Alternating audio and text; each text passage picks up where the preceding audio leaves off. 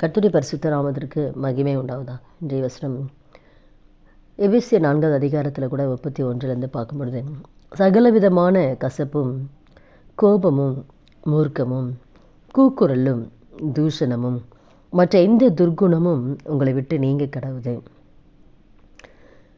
அடுத்து, ஒருவருக்கொருவர் தயவாயும் மன உருக்கமாயும் இருந்து கிறிஸ்துவுக்குள் தேவன் உங்களுக்கு மன்னித்தது போல நீங்களும் ஒருவருக்கு ஒருவர் மன்னியுங்கள். இது ஆவியானவரை துக்கப்படுத்தாதீங்கன்னு சொல்லிட்டு இந்த சுபாவங்கள் எல்லாம் இந்த வசனத்தில் நம்ம போட்டிருக்கு. அப்போ ஆவியானவரை துக்கப்படுத்துகிற இந்த சுபாவங்கள் யாருடைய சுபாவம்னா, இதெல்லாம் பிசாசுடைய குணம். இதெல்லாம் பிசாசுடைய குணம். கசப்பு, கோபம், மூர்க்கம், கூக்குரல், தூஷணம், இப்படிப்பட்ட சுபாவங்கள், இப்படிப்பட்ட ஒரு துர்குணம் நம்மகிட்ட இருக்கக்கூடாதுன்னு வேதம் சொல்லுது. எந்த துர்குணமும் உங்களை விட்டு நீங்க கடவுது. இதெல்லாம் ஒரு துர்குணம். இந்த துர்குணங்கள் நம்மகிட்ட இருக்கக்கூடாது. இப்படிப்பட்ட சுபாவங்கள் இருந்ததுன்னா கர்த்தர் நம்மை கொண்டு வைத்திருக்கிற சித்தத்தை நிறைவேற்ற முடியாது. நம்மை கொண்டு ஆண்டவர் வைத்த தரிசனத்தை நிறைவேற்ற முடியாது. நம்ம வைத்திருந்த தரிசனத்தை நம்ம இழக்க வேண்டியதாக இருக்கும்.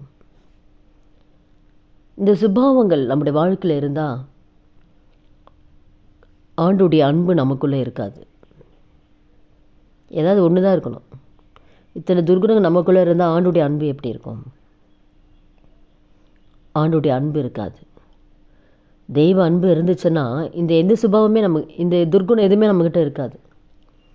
இத்தனை துர்குணம் நம்மகிட்ட இருந்தாவே ஆண்டுடைய அன்பு இல்லைன்னு அர்த்தம். அதனால தான் வேதம் என்ன சொல்லுதுன்னா, மன்னிக்கக்கூடிய இறுதி வேணும். மன்னிச்சிருங்க. கிறிஸ்து உங்களை மன்னிச்சாரே. நம்ம எவ்வளோ தப்பு பண்ணியிருக்கோம், எவ்வளோ பாவம் செஞ்சுருக்கோம், ஆனாலும் ஆண்டவர் நம்ம பாவத்தை மன்னிச்சாரே. அப்போ ஆண்டவர் நம்ம பாவத்தை மன்னிச்சாலும் நாமளும் என்ன பண்ணோன்னா, மற்றவங்களுடைய குறைகளை நம்ம மன்னிக்கணும். நம்ம யார் மேலேயும் இந்த கசப்பு இருக்கக்கூடாது. எந்த காரியத்தில் சரி, கோபம், இப்படிப்பட்ட சுபாவம் நம்மகிட்ட இருக்கக்கூடாது. தெய்வ அன்பினால் நம்ம நிரப்பப்படணும். அதனால தான் ஆண்டவர்கிட்ட நம்ம ஒவ்வொரு நாளும் கேட்கணும், ஆண்டவரே உங்கள் அன்பை எனக்கு தாங்க, ஆண்டவரே உங்கள் அன்பினால் என்னை நிரப்புங்க. அவனுடைய அன்பு நமக்குள்ளே இருந்ததுன்னா இந்த சுபாவங்கள்லாம் நம்மக்கிட்ட வராது.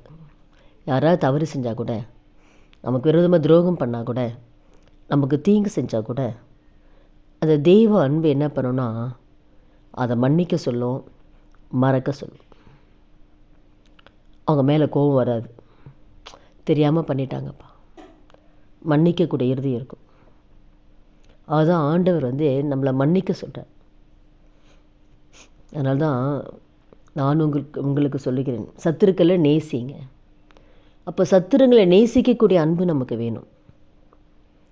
நமக்கு விரோதமாக பேசுகிறங்க, நமக்கு விரோதமாக நடக்கிறங்க, நமக்கு விரோதமாக துரோகம் பண்ணுறவங்க, அவங்கள நேசிக்கக்கூடிய இறுதியை நமக்கு வேணும். நம்மளை நேசிக்கிறவங்களே நேசித்து என்ன பண்ண முடியும்?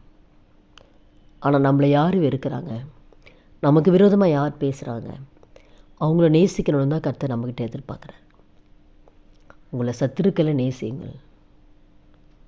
அதுதான் உண்மையான அன்பு. உங்களை யாரெல்லாம் சபிக்கிறாங்க அவங்கள ஆசீர்வதிங்க. உங்களை யாரெல்லாம் துன்பப்படுத்துகிறாங்க அவங்களுக்காக ஜெபிங்க. இதுதான் உண்மையான அன்பு. அந்த உண்மையான அன்பு நமக்குள்ளே இருந்ததுன்னா இந்த துர்குணங்கள் நம்மக்கிட்ட இருக்காது. அதுதான் நம்ம ஆண்டவர்கிட்ட கேட்கணும், ஆண்டவரே உங்கள் அன்பினால் என்னை நிரப்புங்கப்பா, உங்கள் அன்பினால் என்னை நிரப்புங்க. அன்பு சகலத்தையும் சகிக்கும், சகலத்தையும் நம்பும். அப்போ அன்பு குறைகளை பார்க்காது. அப்போ ஒவ்வொரு நாளும் ஆண்டுடைய சமூகத்தில், ஆண்டவரே உங்கள் அன்பினால் என்னை நிரப்புங்கப்பா, எல்லாரையும் நேசிக்கக்கூடிய இருதயத்தை கொடுங்க. இப்படிப்பட்ட சுபாவங்கள் எனக்கு வேணாம் ஆண்டவர். எந்த வகையில் ஆவியான துக்கப்படுத்தக்கூடாது. நம்ம எப்பவுமே நம்ம யோசிக்கணும், மற்றவங்க பார்க்குறாங்க இல்லை, ஆண்டு நம்மளை பார்க்குறாரு. எந்த வகையில் ஆவியான நம்ம துக்கப்படுத்தக்கூடாது. ஆண்டவர் நம்ம மூலம் அவர் இறுதியும் துக்கப்படக்கூடாது. நம்முடைய பேச்சினால், நம்முடைய இருதயத்தில் இருக்கிற காரியங்கள் சுபாவங்கள்னால ஆண்டு துக்கப்படக்கூடாது. நம்ம எண்ணமெல்லாம் அதுதான் இருக்கணும். நம்மால் இந்த வகையில் ஆண்டு வேதனைப்படுறாரா? அப்போ இந்த சுபாவங்கள் இருந்தால் ஐயோ ஆண்டு துக்கப்படுவாரே, உடனே நம்மளை மாற்றிக்கணும். அப்போ எந்த சொல்லுமே ஆவியனை துக்கப்படுத்தாதபடி, இப்படிப்பட்ட துர்க்குணங்கள் நம்முடைய வாழ்க்கையில் இல்லாதபடிக்கு நாம் எந்த குறைகளாக இருந்தாலும் மற்றவர்களுடைய குறைகளை மன்னிக்கக்கூடிய இருதயத்தை ஆண்டவர்கிட்ட கேட்கலாம். ஆண்டவரே மன்னிக்கக்கூடிய இருதயத்தை கொடுங்க. உங்கள் அன்பினால் நிரப்புங்கப்பா. அந்த தூய அன்பு, அந்த தெய்வ அன்பினால் நிரப்பும் போது நிச்சயமாக இதெல்லாம் மன்னிக்க முடியும். ஜெபிக்கலாமா? ஆண்டவர்கிட்ட கேட்கலாமா? ஆண்டவரே நம் தூய அன்பினால், அந்த தெய்வ அன்பினால் நிரப்புங்கப்பான்னு சொல்லி கேட்கலாமா? துதிகள் மத்தியில் வாசம் செய்கிற நல்ல தகப்பனை இயேசுவின் நாமத்தில் நம்முடைய சமூகத்தில் இருக்கிறோம். இந்த வார்த்தை கேட்குற ஒவ்வொருத்தர் வாழ்க்கையிலே ஆண்டவரே உங்கள் அன்பினால் நிரப்புங்கப்பா. ஆவியானவர் இந்த துர்க்குணங்கள் வேணாம் சப்பா. எங்கள் இருதயம் உங்கள் அன்பினால தான் நிரம்பி இருக்கணும். இப்படிப்பட்ட துர்க்குணங்கள் ஆண்டவரே, என் ஆவியானவர் துக்கப்படுத்துகிற எந்த சுபாவங்களும் எங்களுடைய வாழ்க்கை இல்லாதபடிக்கு கத்தர் எங்களை காத்துக்கொள்ளும்படி அவனுடைய கரத்தில் ஒப்புக் கொடுக்குறேன் சப்பா. இப்படியே வருகிற நாட்களில் கத்தர் ஆண்டு எங்களை இந்த வார்த்தை கேட்குற ஒவ்வொருத்தர் நடத்தும்படியாக செபிக்கிறோம். இயேசு கிறிஸ்து நாமத்தில் செபிக்கிறோம் நல்ல பிதாவே. ஆமென்.